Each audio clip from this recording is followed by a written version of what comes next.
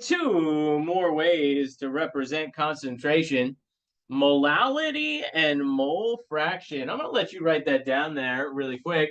Molality sounds like molarity, but it's different. First of all, with molality, we use a lowercase m, not a capital M. So you got to be really careful about your capitalization. So molality is moles of solute divided by the mass of the solvent in kilograms. Moles of solute divided by the mass of the solvent in kilograms. Weird. I know. We'll talk about it. Write it down. And then mole fraction, which is abbreviated with the Greek letter chi, is moles of solute divided by moles of solution. It's like mass percent, but with moles. And you don't make it a percent, you don't multiply by 100. So maybe that'll help you remember it, right? Because mass percent is mass of solute divided by mass of solution times 100. Mole fraction, moles of solute divided by moles of solution. And if you had a good Chem 101 experience, you already learned how to do mole fraction with Graham's law and stuff. But if not, that's fine too. Okay, well, let's talk about molality. You're going to see this tonight. We get into colligative properties. Why do we need molality? Well, molality is an amount, moles, divided by a mass. And this is the way we're going to have to represent concentration if temperature is changing. If the temperature is changing during an experiment, objects expand and contract as they heat and cool. So we can't use molarity. Molarity is an amount per volume. So the volume is not constant if we are changing the temperature. But you know what is constant? The mass. So that's why we have to use molality if we're messing with temperature. So you're going to hopefully if I tell you why we have this weird unit, like you have been more incentivized to learn it. We are going to be using it tonight. And then mole fraction is another way to do this. Mole fraction is like if we have gases, we usually are working with mole fraction. So the colligative property we're going to be doing tonight with mole fraction is vapor pressure. So when we have substances like evaporating, we can kind of get its vapor pressure using mole fraction. So let's try molality. And it is kilograms, which is weird. Let's try that same equal masses problem again. But this time, let's try and get the molality. So if you give me a second to rewrite this, we got equal masses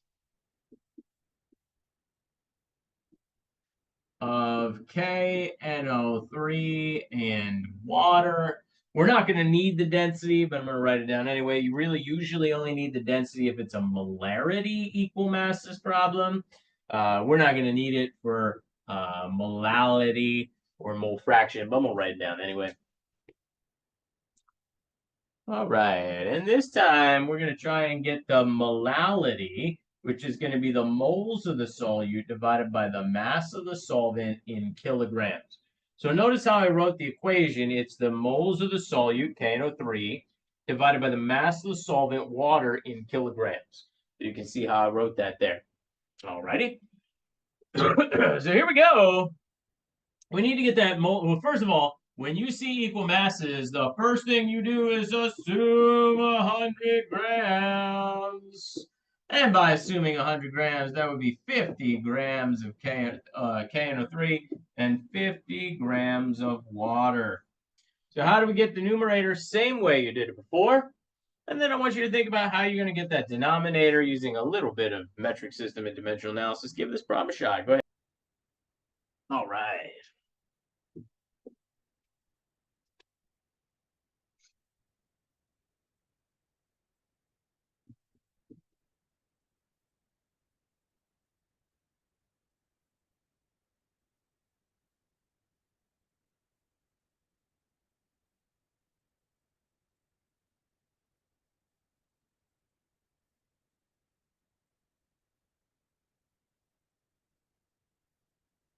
So the numerator, we get the exact same way we had gotten it before. No difference there. But the denominator, we now need the mass of just the solvent in kilograms. Well, there's 1,000 grams in a kilogram. So that's 0.050. By the way, in one of these equal masses problems, sig figs don't really apply because I didn't give you any direct measurement. I just said there's equal masses of both. So I don't know. Give me 3. Oh my God.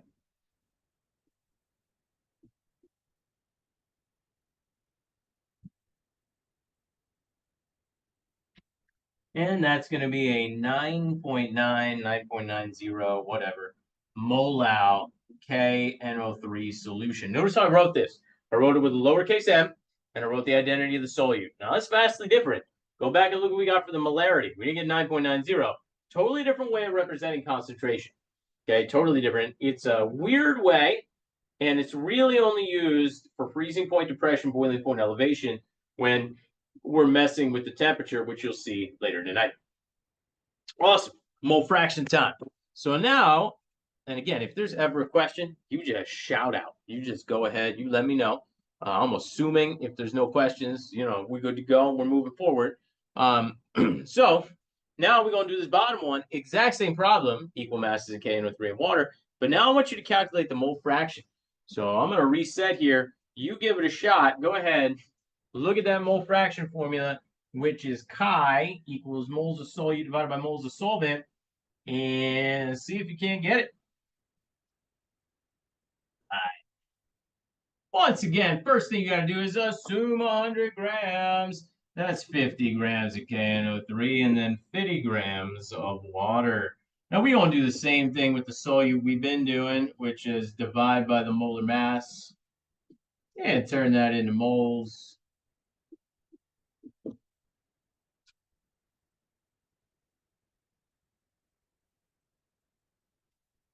Which is 0.495 moles of KNO3.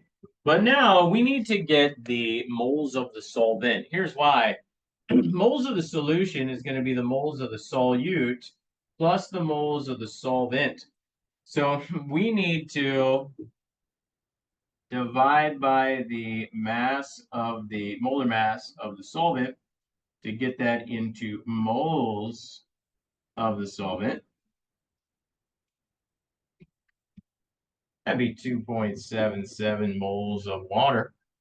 And now what we've got is the mole fraction is going to be equal to the moles of the solute, 0.495 moles, divided by the moles of the solute, 0.495, plus the moles of the solvent, 2.77. And the cool thing about mole fraction is it's not a percent. So you don't multiply by 100 here. You just plug it in. Now you got to be careful about order of operations. You got to make sure those two get added before it divides. Okay. So 0.495 divided by the quantity 0.495 plus 2.77. Let's pop it in and see what we get. 0.495 divided by quantity 0.495 plus 2.77. That's going to be 0.152.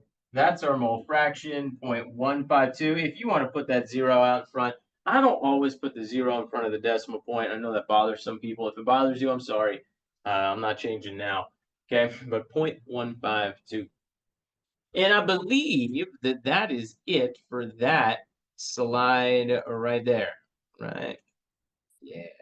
So that wraps up the concentration review portion of this, right? So we just went through, really what? 4 main ways to represent concentration.